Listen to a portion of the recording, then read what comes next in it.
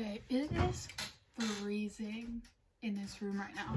This is the one room. So I have an old house. Pause. Anyway, I have an old house, and which means that I have old windows. And this room especially has 4 windows, and like I'm in a corner right now. And they let in a little bit of the weather, so it's kind of chilly in here. So this video took quite a turn. I had started like my October TBR. I was reading through that. I think I got through like 4 books, and I had been like getting some B-roll behind the scenes, and then I was gonna come on here and kind of give like a really short review about what I thought about the books. But my grandfather passed away last week, and that put me out of commission basically the entire week. So yeah, that was rough. So I don't really know what the last thing was that I recorded. It might have been Red Queen. The goal today is to wrap up this video. I want to talk a little bit about the books that I've already read, and then get some work done, because like I said, I basically haven't done anything all week and I have so much to do. I have had like a slow morning. I've already taken a shower, obviously. I'm just kind of waiting for my hair to dry. I would like to do my hair, put on a little bit of makeup, because I need to record some videos for TikTok and Instagram today, and do some real estate stuff, because I don't know if I've mentioned this on this channel yet, but I'm a real estate agent. And I need to put some things out on social media. I haven't done that in the last probably 2 weeks. I'm trying to do all of this while my boyfriend is out of the house, because for some, I don't know why, but I get so embarrassed when I'm making videos and I know that someone can hear me, because I like I make so many mistakes and I get so in my head about it. So I just don't want anyone to listen. I refuse to let him know what my channel is, so that he can't find it and look at them. Maybe I will, like down the road, after I feel like I've been doing well and stuff. I don't know. I know that sounds probably crazy, that I wouldn't want my boyfriend to support my channel, but I just get so embarrassed. I don't know. Like, I put so much effort into it, and I know he won't like be mean or rude or anything, but I just want to have it be my little thing for a little bit until I feel comfortable and like feel like I've made some headway and reached maybe a couple goals, and then maybe I'll share it with him, but we'll see. Basically this morning, instead of doing anything like actually productive, I was going through the list of everyone that I needed to get Christmas presents for, and yeah, there are a lot. Sean, my boyfriend, Sean's family adds like another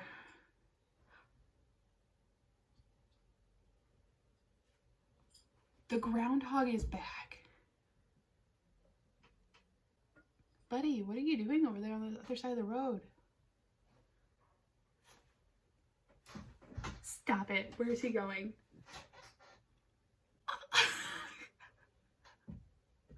So there's this groundhog. I thought might have died because I haven't seen him in a while. Oh my god, I can't even talk.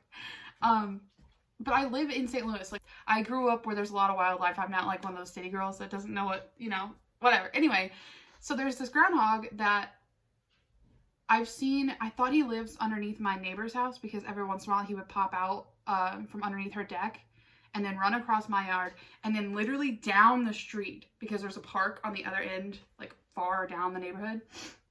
And I literally saw his fat ass running down the middle of the road. And I thought it was so funny.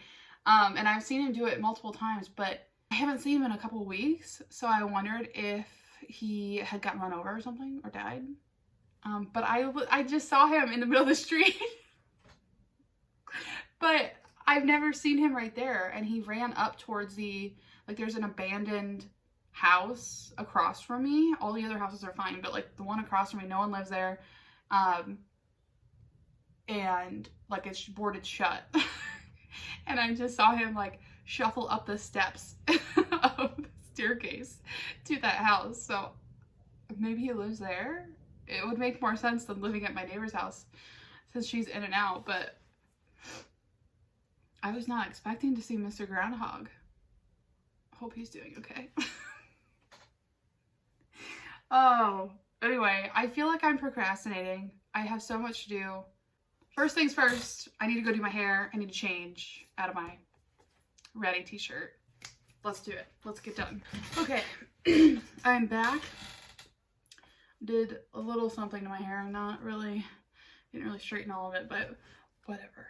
What I want to do is just like quickly go over what I thought about the books that I've read up until now, which we're halfway through the month. And even though I wasn't recording last week, I was reading a little bit. So I did kind of get through some books. I got through these plus one that I had to give back to my sister. So the first book that I read this month was the Hawthorne Legacy. This is the second book in the Inheritance Games series.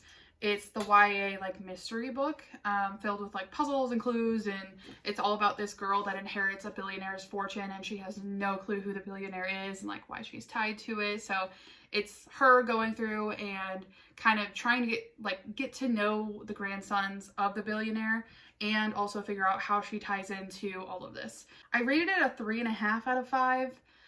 I wasn't the biggest fan. I still don't really like the like romance part of it. I don't know what's going on with that. And there's like the ending just kind of let me down. But it was still good. It was still good.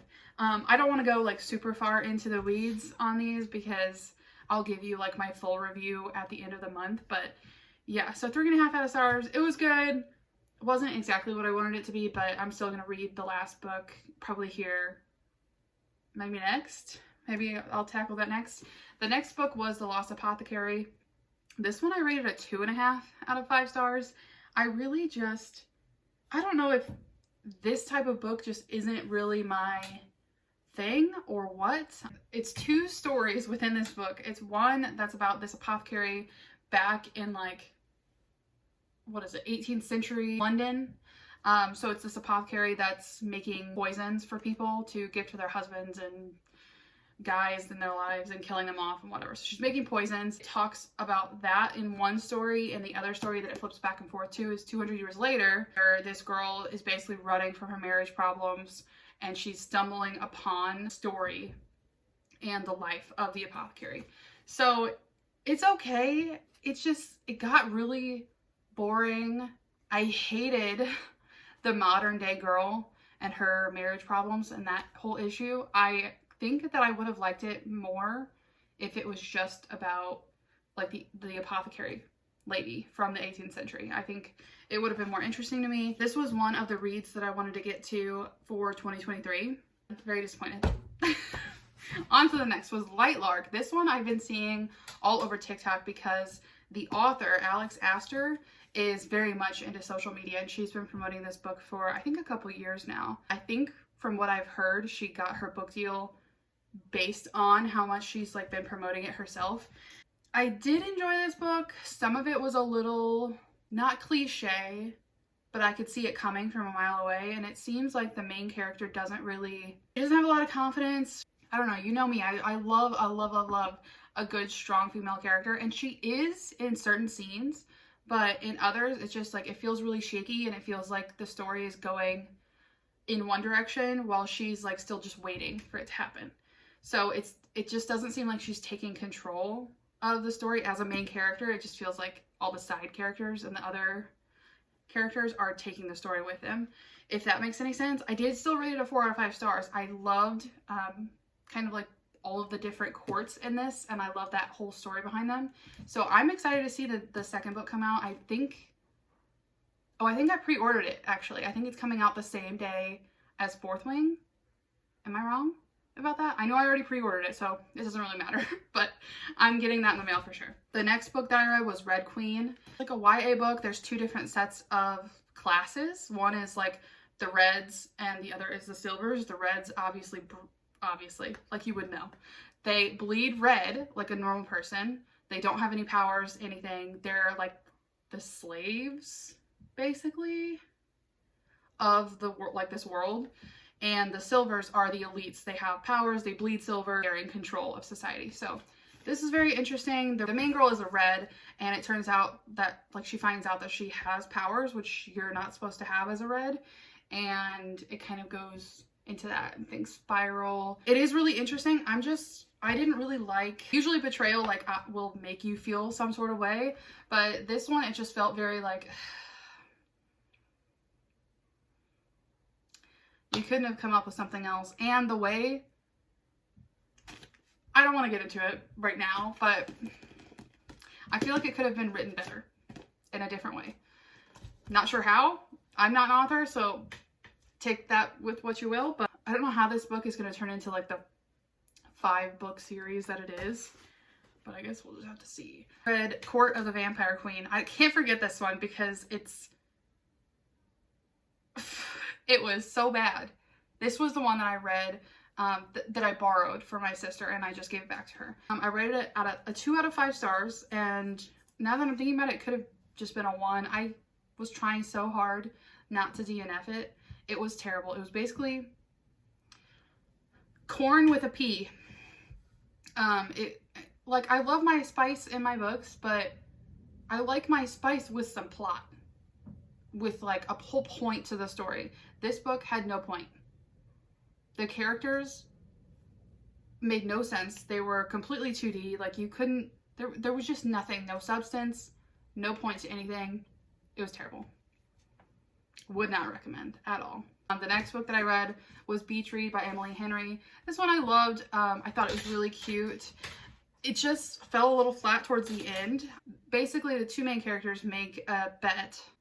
I just wish that would have gotten, like, they would have stuck with that throughout the book. It felt like part of the main girl's story, an issue with her father's passing. It kind of took hold of the story rather than the romance, and it left me wanting just a little bit more from the romance. I still absolutely love Emily Henry's writing. She's really funny and always, like, has the most interesting personalities in her books. But yeah, that one was a 3 out of 5 stars. That was kind of getting you caught up in what's been going on in my life. Last week was rough. Those were the books that I had gotten through, and I'll throw in some of my B-roll that I did catch before last week.